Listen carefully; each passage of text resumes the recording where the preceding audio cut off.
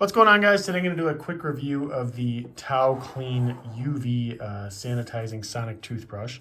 In this review, I'm going to tell you everything you need to know about the toothbrush itself, including one thing that you should know before buying. All right, guys, so we've been testing a bunch of different toothbrushes to basically find the ones that we really like. And I got to say, this one is actually pretty cool. It doesn't have a ton of bells and whistles, but what it does have is some really neat features. So first off, before we get into the brush, let's talk about what it comes with. So we obviously have the brush head. This is the box that you can plug into. I don't necessarily need that, but it has the cord back here, right? And then it has the, this is basically a UV sanitizing station, if you will, that you put the brush into, which is pretty neat. Now, in terms of how the UV sanitizing station works, it's pretty simple. So you just basically set it in there, and when it is doing this blue color here, you know that it is officially sanitizing it, which is nice because there is a lot of bacteria that floats around in the bathroom, and this does a great job of keeping it away from your toothbrush.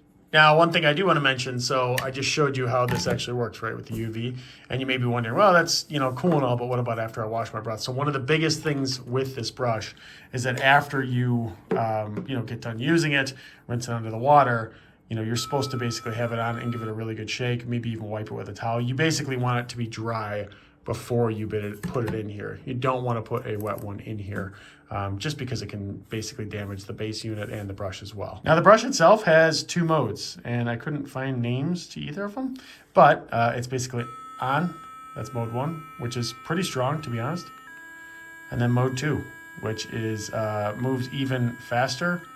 That's it. So not a ton of brush modes, but I will say this is a very strong brush. Let me show you here in a little bit of water what I mean. So as you can see here, we have some water, and when we turn it on, that's the highest frequency one. And that's the lower frequency, right?